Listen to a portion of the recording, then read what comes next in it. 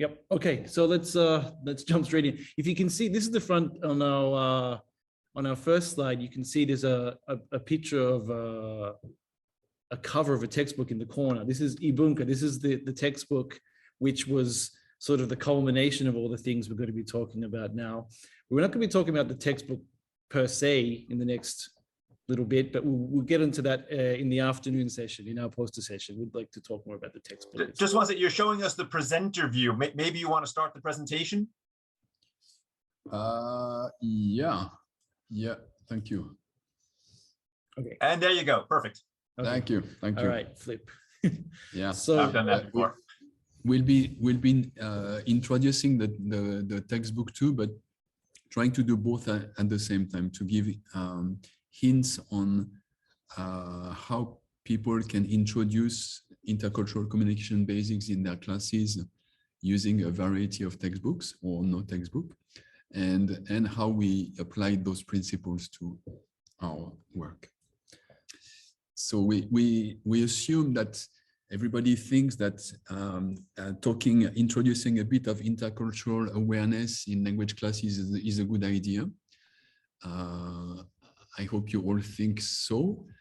And so we'll go straight into the question, why is it difficult? It's not easy, it's not done so much.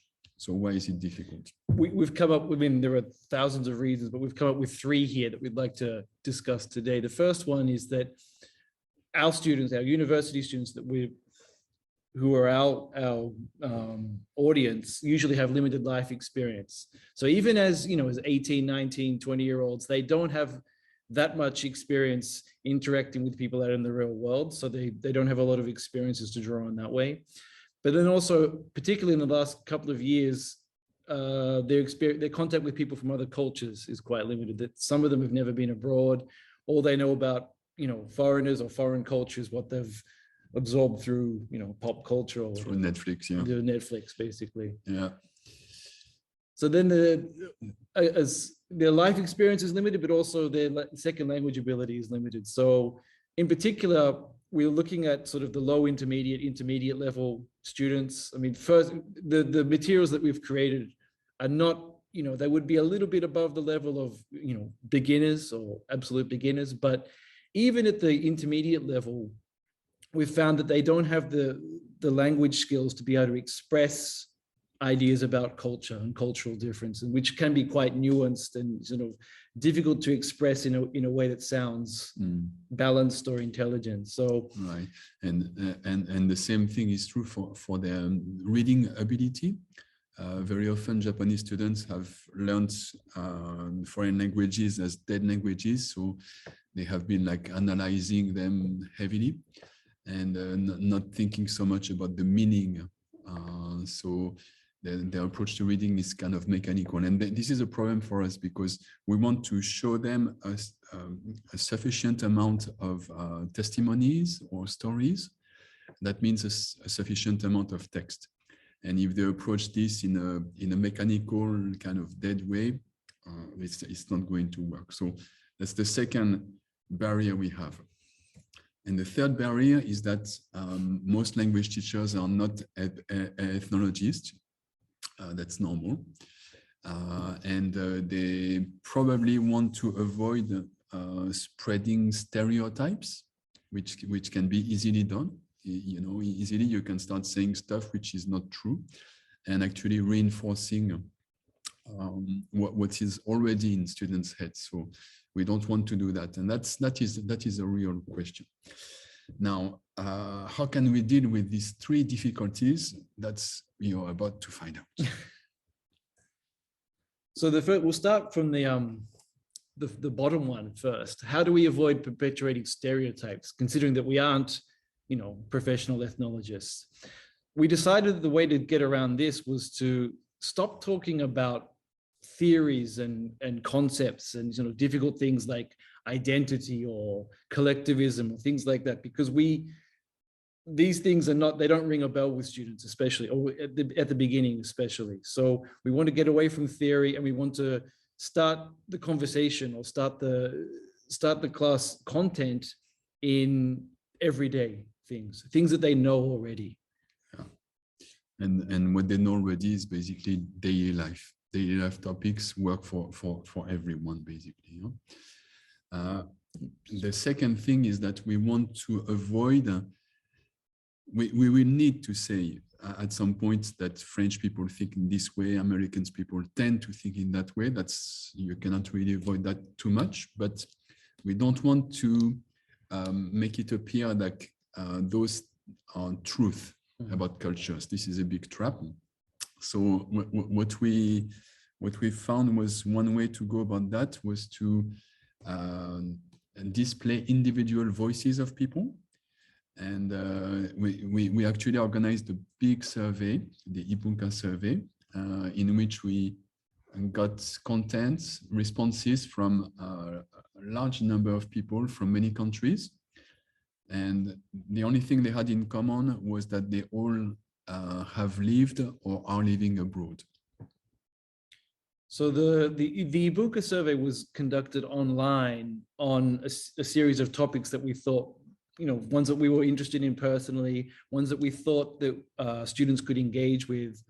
And we wrote a couple of questions for each of these topics. And then we had the people who responded to the survey wrote, you know, a short paragraph, sometimes, you know, up to half a page if they got really into the topic.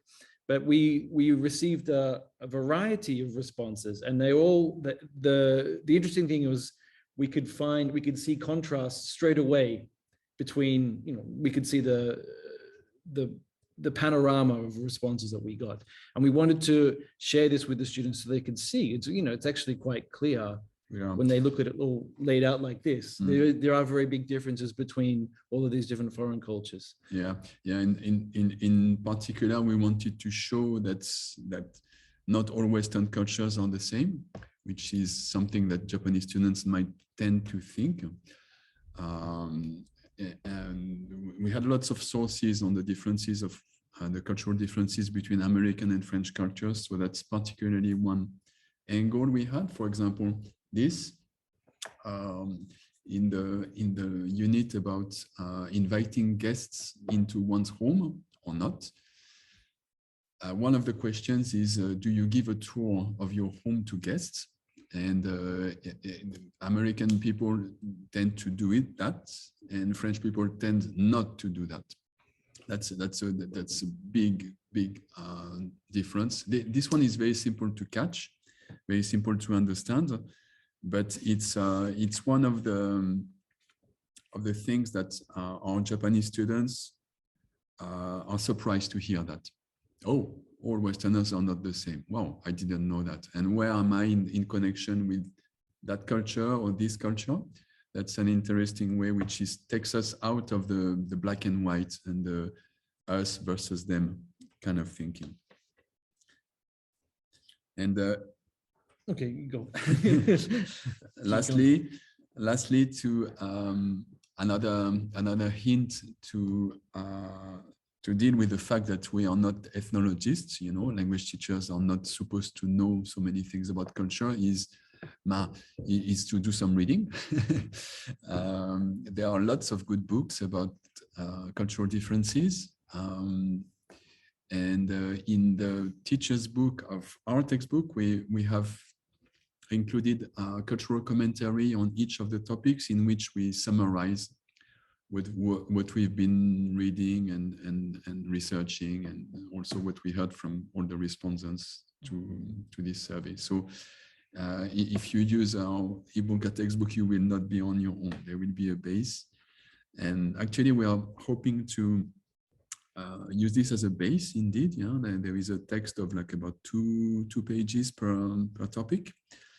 And we just created a Facebook group. So we'd like to have some discussions among the community of people using this textbook and other people just interested in those topics to expand little by little. Yeah, so the community, or if we have a Facebook group or a group to share these ideas, there are two things basically we want to do with that. One is to talk about how the textbook and how these methods and materials are used in the classroom. And the other is actually just to share our own experiences with as a, someone living in another culture as well. Yeah, yeah, So yeah. we have little polls about, so for example, the question about do you invite people to your home or not? Why? I mean, it's actually for many, I mean, for both of us as Westerners, it's quite a big cultural shock. It's something that students don't really know about because they haven't had this experience unless they've gone to study abroad or homestays or things like that. They may have come across something like that, but in general, we want to show them that there's quite a big gap between Japan is one way and other cultures are another, but then within, say, French and American, there are cultures there's quite a big difference. So we're always looking for more responses and more comments, and it was interesting to us how lively it gets. We weren't expecting people to jump in with so many different little stories and anecdotes, and all of these things make the classes a bit more lively and a bit more interesting for students. It brings the ideas to life. So right. Okay, so let's proceed. Yeah, we already talked about the survey a little bit. No, this is the warm-up survey. Sorry. So this is dealing with the second question. How do we get past the problem of the limited life experience? So there are textbooks on intercultural communication, but a lot of the ones that I used over the years, they throw students into a huge sea of text. They have them read a lot of, here's the theory, here's what we're going to talk, identity is this, and students actually, that's a barrier for students to understand. They don't connect with the material straight away. So first of all, rather than start with concepts and theories, we'd root it in the everyday. So we start a lesson. I start a lesson with a warm-up survey, and this is like just very simple 5 questions, and it's usually just tick a box or write in a number or something very, very basic. But this is a way for them to get into the topic, to start thinking about, first of all, themselves and their own daily habits and their own opinions. Because if you throw them in straight away and other cultures are like this, and then they can't locate themselves in this topic. So we found this is a good way. We're easing them into the sea of intercultural communication. And that's necessary, not only with our students who have limited life experience, but with maybe everybody, because culture is largely unconscious. So we have to, when we start thinking about topic, it's a good first step to just think about what do I actually do, what do I actually think about this topic. And then after, this is pretty quick. This can be pretty quick. It can be just a matter of a few minutes or 10 minutes, 15 minutes, something like this. The next step we found was kind of good, was to ask students to go around and interview their classmates and find out that maybe not everybody is behaving in the same way for the same topics. That's also quite fast. It's pretty lively. It can be very lively if you give them if you organize this interview well in terms of scaffolding, like making the questions very clear and having a little table for them to record their classmates' information. This is lively, this is fun, and it's informative for them. And finally, and then so we're gradually getting them to their vision, their scope is actually getting wider and wider as the class goes on. First of all, they talk about themselves, next their partner, go around the classroom and sort of see what's happening within their own classroom. And then we want them to think about what's actually happening within Japanese society. So Japanese are not all the same. We want them to stop using the same way of talking about Japanese society as ware ware Nihonjin wa. We're not all the same. There are actually different parts different things going on in different groups of Japanese people. So we have a very guided, very scaffolded sort of expression activity in which they think about different groups within Japan, and they think about what these different groups do. We can compare them. We can talk about tendencies about which groups tend to act in a certain way more than others. And then we gradually sort of take away the scaffolding, and we give them another chance to talk about it. But this time we want them to put themselves into the picture. We want them to talk about, well, instead of saying something like all Japanese take a bath in the evening, we say, my feeling is that most Japanese tend to take baths in the evening, and I do the same, that kind of thing. So immediately, once they talk about them, first of all, Japanese society in a more nuanced way is nice, but then also whether they can express whether they're part of the majority or the minority, that kind of thing. This is actually a really nice step. And it makes it, when they start talking about culture and cultural differences, it just makes them sound much more polished and sort of more rounded, more balanced in their thinking. Right. So basically, before going over to foreign cultures, it's nice to get students to first think about themselves as classmates, and then start to consider their own society with all the subgroups that are in that society, and how they relate to those cultural habits. That's a way to counter the fact that our students have a limited life experience. And they not only have a limited life experience, but they also have a limited language ability. And what do we do about that? Okay, so we want to, as Bruno pointed out at the start, their reading skills, may be fairly good, but it's all very mechanical. They're not really reading for content. They're not reading between the lines, and they sometimes cannot. They're not able to grasp some of the more nuanced points of these cultural differences. So instead of giving them just a series of texts to read, we give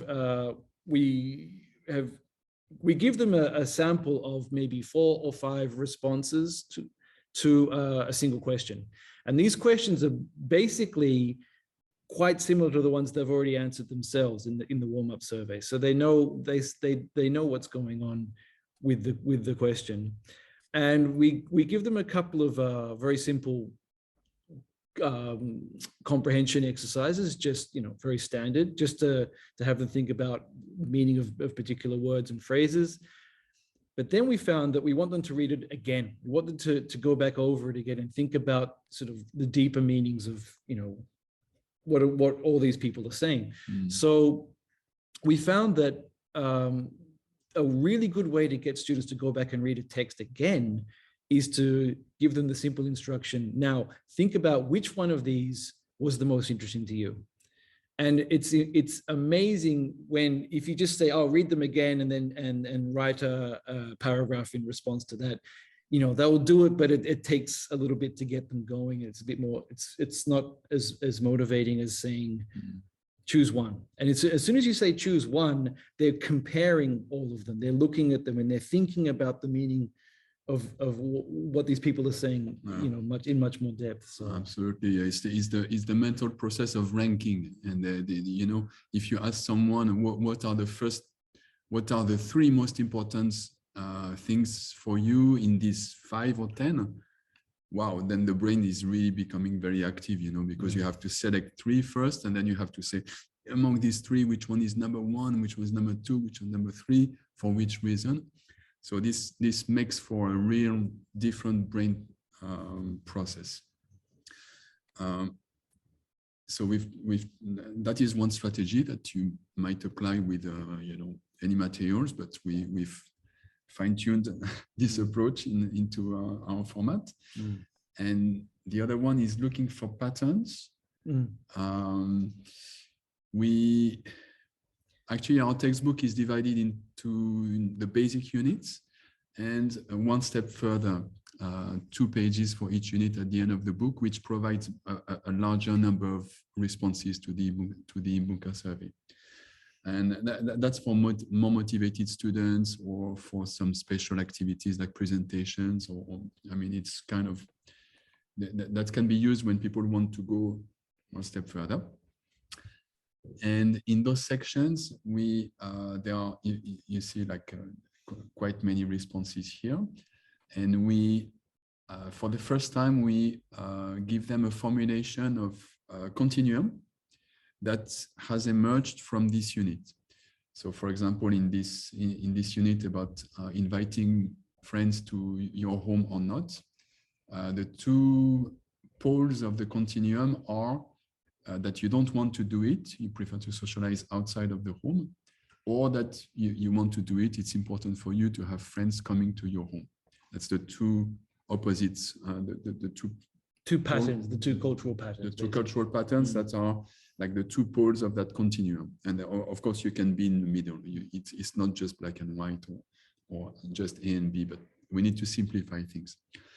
And when we after making sure that students have understood those two patterns, then we ask students to go through the texts and try to locate the phrases or sentences that hint at this pattern or that pattern. So again, they are going to go through the material looking for something, rather than just trying to analyze and translate, and a bit in that dead language kind of perspective. Yeah, so we have two colors. They take out their marker pens. It doesn't have to be a yellow or a blue one. It's just two contrasting colors, and they take out their highlighters and they go through the text and highlight words which hint at, as Bruno said, which hint at one of the two patterns.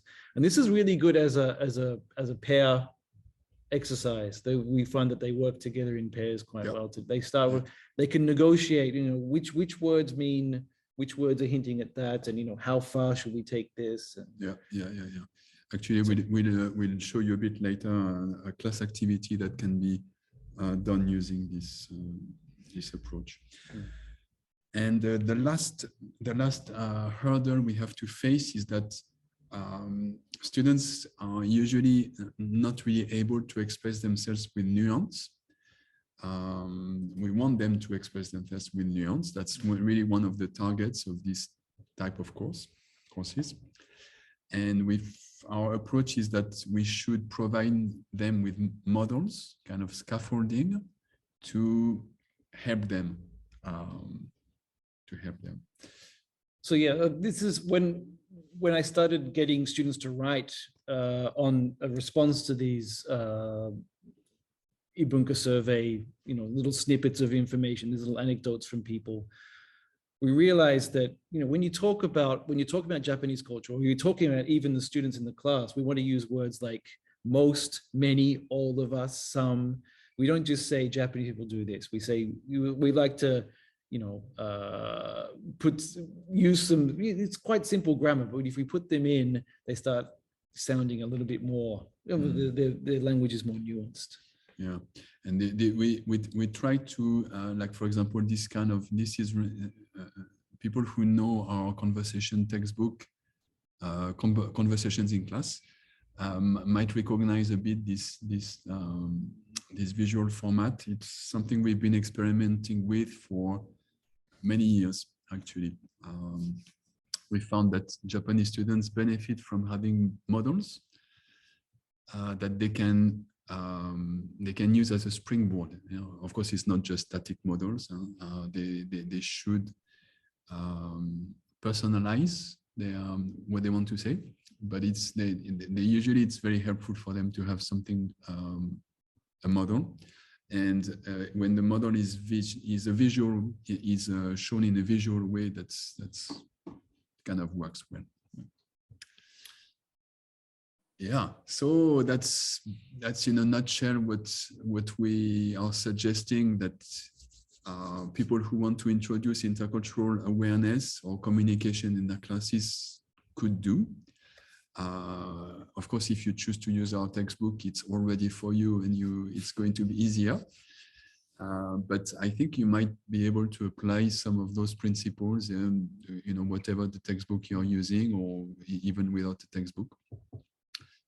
And before going on to two examples of class procedures, we would like to ask you if you have any questions or remarks, or if you disagree with us, go ahead. I have a remark. This is fantastic. I'm about to be starting my first university position soon.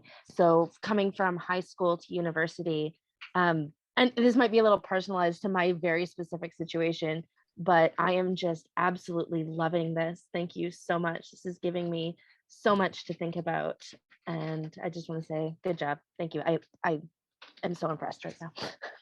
Thank you. Thank Thank you, you. Tina. We'd be very happy to send you a sample copy of the book if you want, yeah. And we have a little program we'll mention in the breakout rooms later for people for whom it's too late to choose it for next year, but who might want to experiment a bit with it. That would be Gretchen? fantastic. I think Gretchen's trying to put her hand up. Oh, she wants to be part of that. Okay, that'd be I great. would like a sample copy, please. Yes, Sure, please.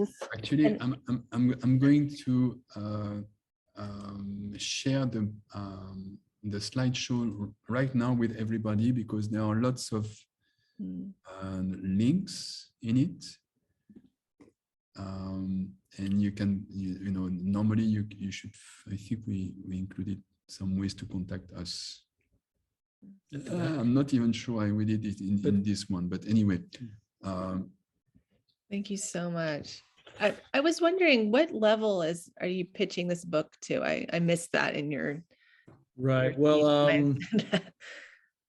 speech. it's not a beginner's textbook, as we said. I mean, we're aiming at it sort of A2, B1. B1, But yeah. we do have there's scaffolding. There's also depending on whether you're allowed to use Japanese or not in your class, because it is actually quite, it's quite a big hurdle for Japanese students to get over this. There's no Japanese translations for anything. We do have Japanese translations for all of the vocab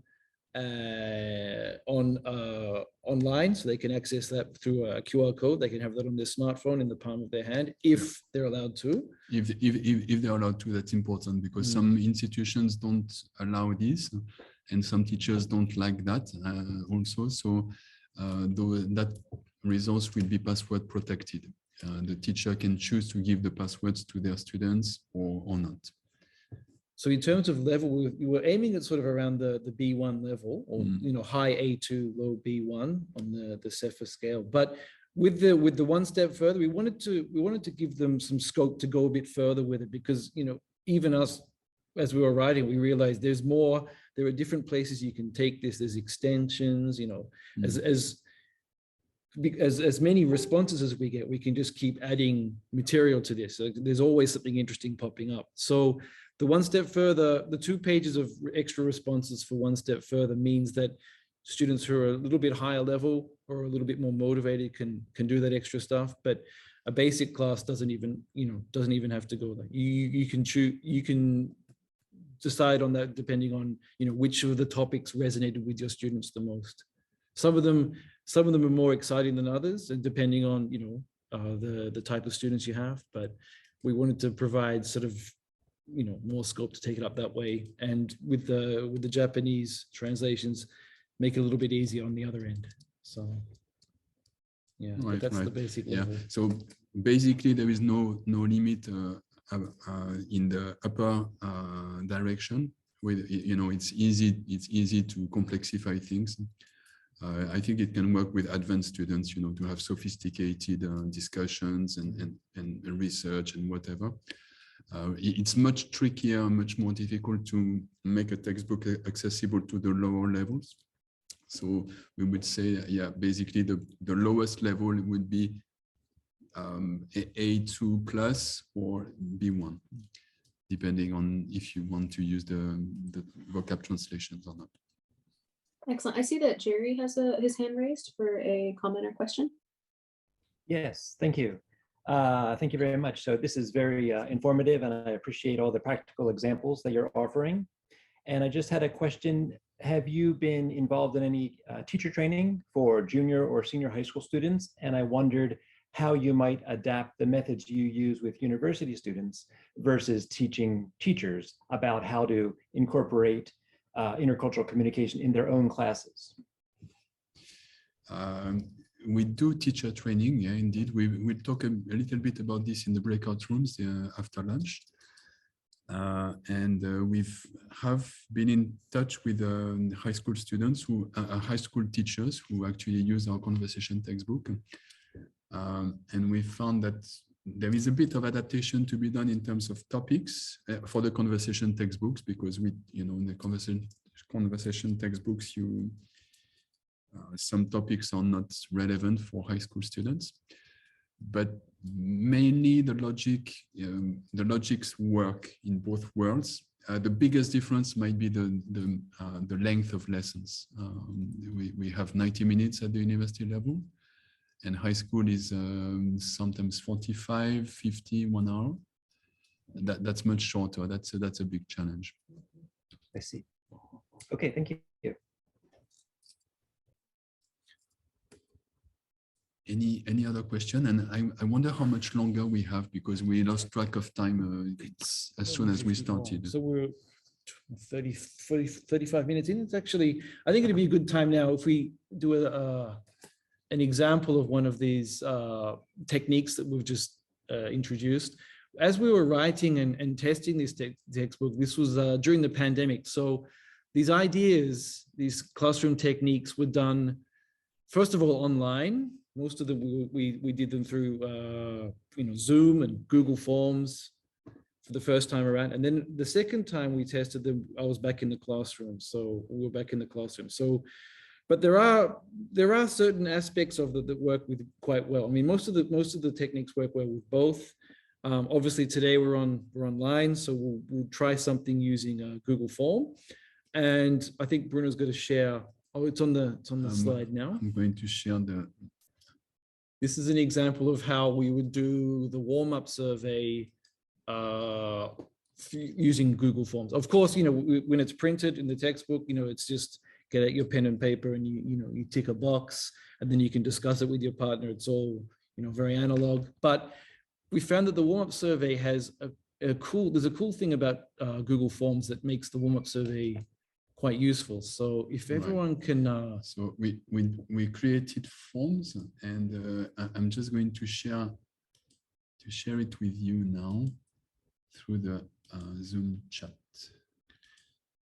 And this is how you do it in the classroom as well. It's also, if possible, to do this even in the classroom if students have smartphones or tablets and they're allowed to use those kind of things in the classroom. I've done this, actually, students really they do it on paper to begin with, and then they'll do an interview, and then I'll say, right, now let's collate all of your answers as a class, and let's talk about, what this looks like as all of you as a class. So that's where the Google Forms comes in. Yeah. So here is the, in the chat I just sent, I think, to everybody. Yeah. But I cannot see. It's above. Yeah, right. The link to the Google form, if you could please take about 2 minutes and 20 seconds to fill the form in. Yesterday we tried and it took us 2 minutes, so we figured it might take you 2.5 minutes or something like this. That would be lovely. So this is an example of the warm-up survey, the 5 questions we used to begin the topic of sleep and rest. Which is a big cultural topic. Yeah. If anybody has problems accessing the form or something technical problem, please let us know. Everybody okay now? Yeah, everybody. Yeah, okay.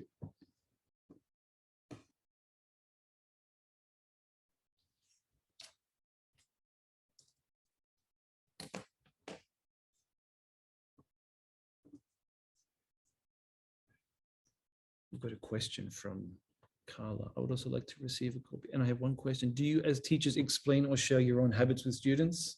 Yeah, but maybe let's address this a Okay. bit later. And let's now.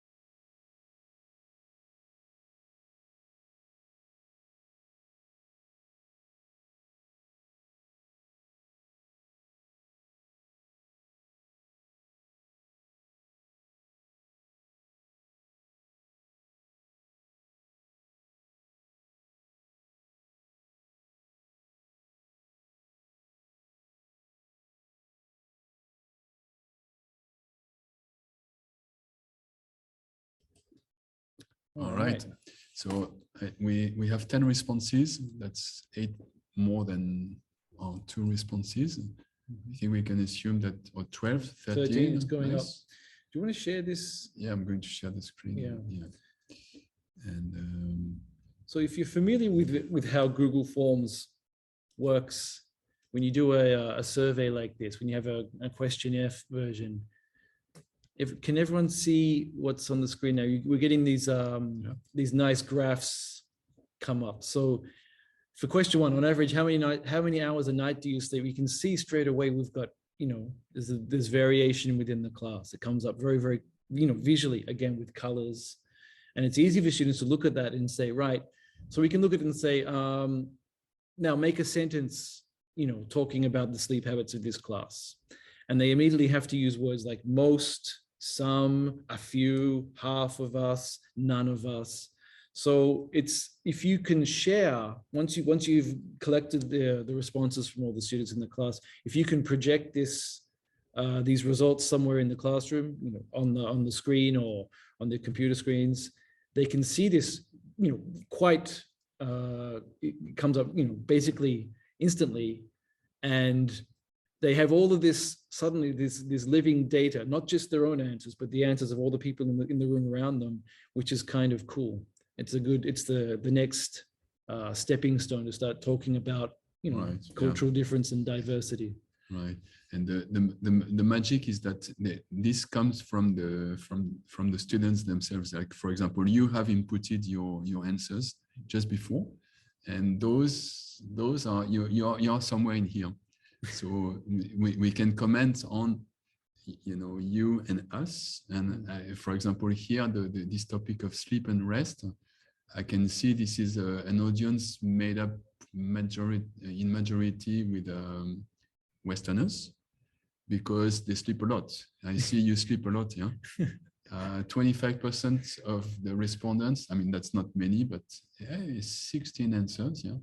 25% is 4% sleep 8 hours. I'm one of them per night. 50% sleep 7 hours. That's not typical of the reality in this country.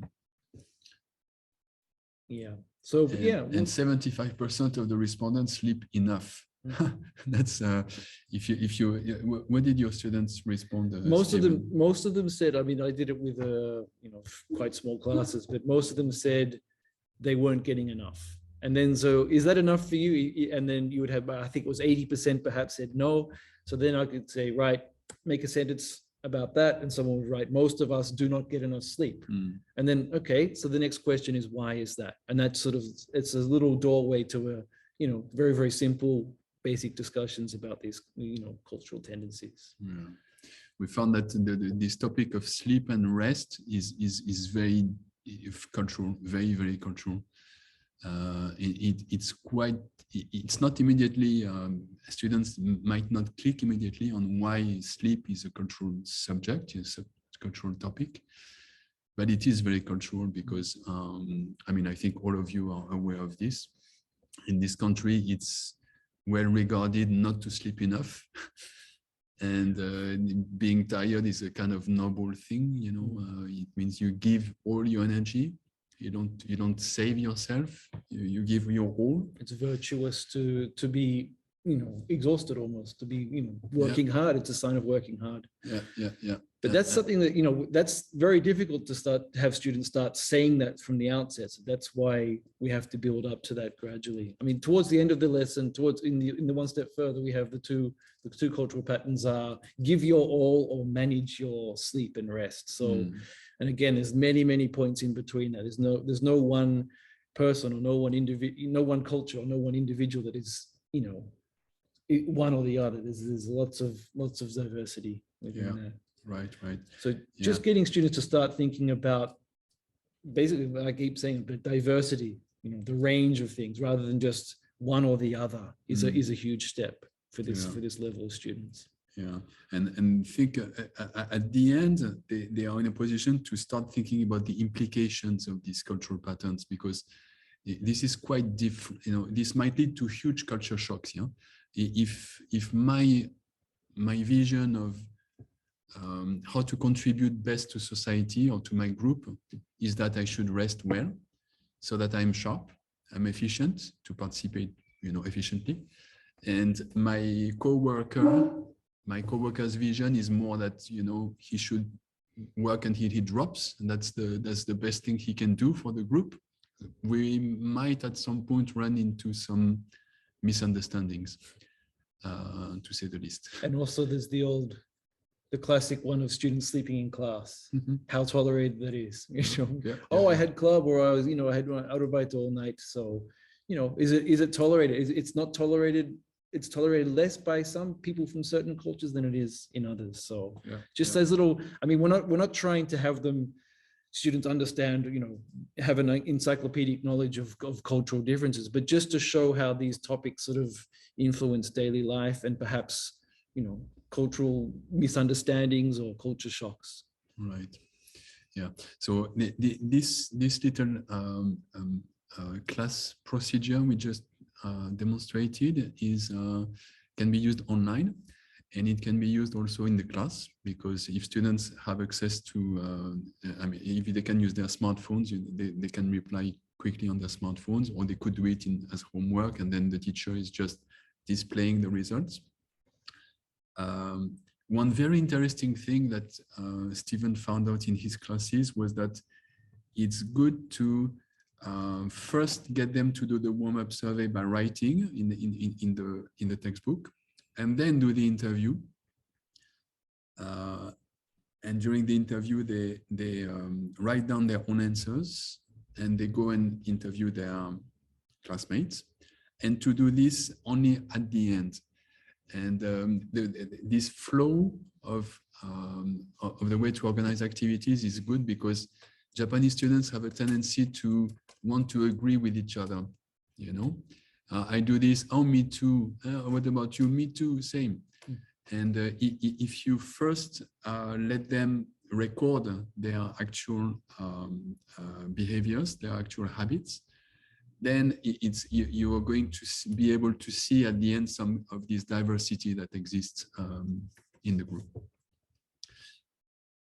Now we'll maybe move on to the last. The last. There are lots of them, but we just wanted to show you one more, give you one idea of another class procedure that we explored in the context of online teaching, but that can also be used in the context of face-to-face teaching. So I'm going to share my screen again. Basically, it's pair writing using Google Slides. I don't know if any of you have done that. The idea is that Google Slides are a good tool to get students to do pair writing. We experimented first with Google Documents, but there are lots of drawbacks of Google Documents. For example, if you get them to write in different lines of the same document, it's going to jump after. The people who are below in the document will be, when someone is writing, above, then they are going, suddenly their screen is jumping, and that's a problem. Also, it's more difficult to indicate to students where they should write in the Google document. With Google Slides, you just choose the setting of anybody can edit, and then you tell students, I'm going to put you in breakout rooms. Go to the slide that is the same number as your breakout room. It's a very simple instruction. It's difficult to fail. Students can communicate orally using Zoom, but at the same time, they are typing in the same pair writing space, which is one slide per pair. And then the teacher has an overall view. That's wonderful. So I'm going to show you actually, there is a link here in the presentation. You can reuse it and use it as a template if you wish. You see here, this is one Google slide that we prepared. And this can be duplicated very easily. I click here in the left part of the screen, and I go Command or Control D, duplicate, and I duplicate as many as I want. So you just only need to create one template with the content that you have. Try to make it as explicit as possible so that nobody will get lost. For example, here I took a screenshot of the question, the textbook question, and I just pasted it here. And here the students are invited to write their names here, right here, and to start typing here. So this is kind of not foolproof, but usually it's nice to start this procedure when you at the beginning of the semester with maybe one student per slide so that they can get used to the basic process, but very quickly bring them into pairs, because that's going to, when students are, even in this case, for example, they are writing both their personal opinion, student 1 is writing his opinion and student 2 is writing her opinion, but they are going to be discussing a little bit. And what the wonderful thing that happens is that when one of them is stuck because of a technical problem, usually the partner will help them out. So you have 5 technical problems and 4 of them will be solved by the classmate, actually, not by yourself as a teacher. This is very, very helpful. And if you notice here on the bottom left corner, you have this view. As a teacher, you can see the overview of all the slides. So it's quite amazing. When students are typing, you will see them typing here.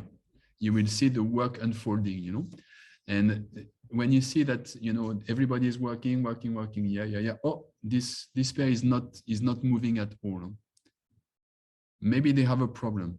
They might have a technical problem, or they might have not understood the instruction or something.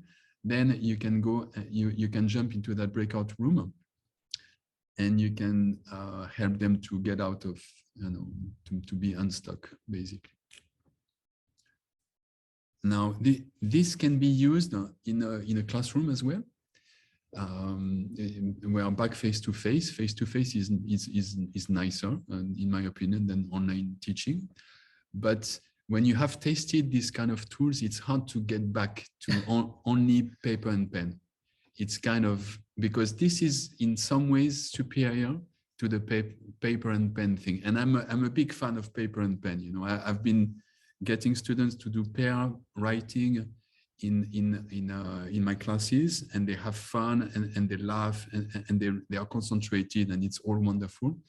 But there is one limit, which is they can only communicate with one person, and they might be able to see what the next pair or the pair to their right is doing, maybe, or the teacher might want to highlight something. But in this kind of process, everybody can see what everybody is doing. And when the teacher is giving feedback on one particular slide, everybody is looking. And if something is highlighted that can be of use for other pairs, they immediately go back to their own writing and change that, and correct it. So it's possible to imagine that using Google Slides for pair writing can be done in actual classrooms. If students have the possibility to bring a computer, and if they have access to a Wi-Fi network. So yeah, this activity is something that I haven't explored to the fullest quite yet. It's not something that's only used for intercultural learning. It could be for any type of conversation classes, writing classes, anything like that. As long as the main point is that they're working in pairs and this sort of collaboration going on, and they have their own little space, which is sort of semi-private. I mean, we can see it as teachers, and other students can see it, but they're working. They have the idea of working together, which is something that they've missed the last couple of years when everyone's learning on Zoom. It's difficult to sort of create that atmosphere outside of the classroom. Absolutely. Yeah. So we've got another slide, but did you want to open it up to questions? We've got another slide, which is just the last slide of our slideshow, is just for your reference, like access the Alma website. We'll try to get back to everybody who signaled that they would like to get a sample copy, but I'm not sure we have everybody's, contact info. So worst case scenario, you can go to the website and there is a form which is easy to find. Do you have any questions? We have one question in the chat from Carla. Carla, if you're here, if you want to ask your own question, or I can read it for you. Yeah. Do you as teachers explain or share your own habits with students? Is that the question? Yeah. That's the question. Yep. In my experience, I do share. I mean, I when we go through the warm-up survey, for example, and we talk about, I give them an example of what I would fill in. Maybe if I'm presenting as a slideshow, or as we read out the questions one by one, I want them to understand the meaning of a lot of the vocab. I want to show them what it means. So I do fill out that, and I do explain my own tendencies. And then when we come back to talk about, the tendencies of the whole group, most of us in this class sleep 8 hours a night, and I'm the same. I will make an example sentence, using my own experience. I mean, I think it's cool to put yourself in the picture and show the students that, this is how it's done. Yeah, so I think so too. And that's what I do as well. And I'm careful to, as often as I can, contrast my French cultural ways with another Western culture. And the one I know most about is the American culture. There are actually lots of good books, several good books that contrast the two cultures, French and American, on a very practical level. And students have always been surprised to hear, like, whoa, you're not the same as you're not the same. You look the same, but you're not the same. Wow. And that's a big thing in itself already. And after, it helps them to think, okay, so for that little area of daily life, am I more like that culture or this culture? So it's the thinking is really much more productive, like a triangle, something like that. So yeah, I think sharing one's own habits is a good idea, and try not to posit yourself as the other end, like you are like that, you Japanese students are like that, and we are like that foreigners, but try to give some perspective. That's the good approach. Yeah. I personally like telling students where I'm the same as Japan, like where as an Australian, this is actually quite similar to Japan. It's like, wow, it's a little bit eye-opening, because normally when we compare cultures, it's usually talk about difference, how people are different. But actually, it's interesting, and it's fun for them to find things that are the same. And you can do that by showing them some responses. If they read through 4 or 5 responses, say, now there are no Japanese responses in here, but which parts of these would be most similar to Japanese culture? Which of these which of these resonate with you? Which of these are closer to your experience? And actually go through looking for that. That's an interesting. It's another way to flip it on its head, which I like.